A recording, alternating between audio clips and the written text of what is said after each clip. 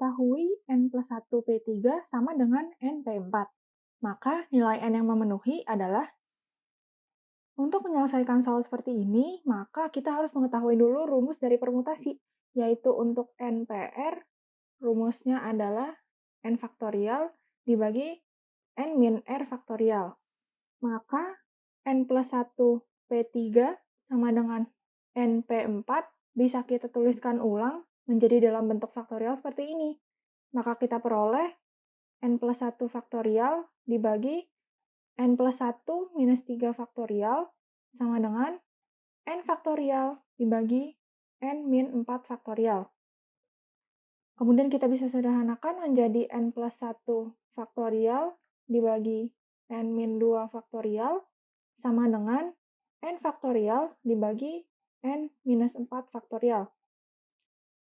Kemudian jika kita jabarkan, n plus 1 faktorial bisa kita tuliskan sebagai n plus 1 dikali n min 1 dan seterusnya hingga 2 dikali 1. Lalu untuk n min 2 faktorial dapat kita tuliskan sebagai n min 2 dikali n min 3 dikali n min 4 dan seterusnya hingga 2 dikali 1.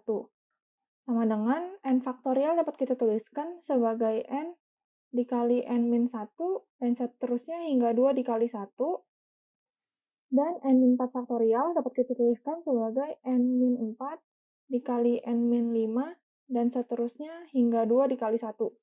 Lalu kita perhatikan bahwa yang ada di kotak merah di sisi sebelah kiri sama dengan yang ada di kotak merah di sisi sebelah kanan. Kedua rangkaian bilangan ini jika kita bagi hasilnya akan menjadi 1, jadi dapat kita abaikan. Kemudian kita perhatikan lagi, yang berada di kotak berwarna biru di sisi sebelah kiri sama dengan yang berada di kotak warna biru di sisi sebelah kanan.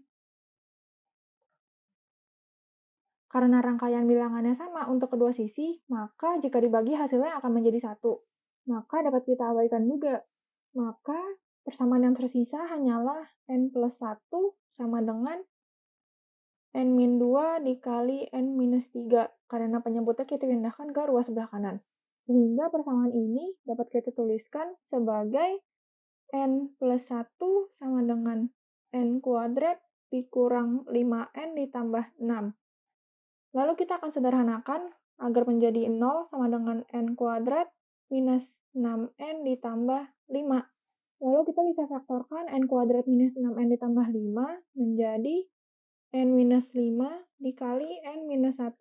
Sehingga kita peroleh n-nya adalah 5 atau n-nya adalah 1. Lalu kita perhatikan, pada soal tertulis n P4. Hal ini mengindikasikan bahwa n harus lebih besar dari 4, sehingga n yang mungkin hanyalah n sama dengan 5. Maka jawaban untuk pertanyaan ini adalah C.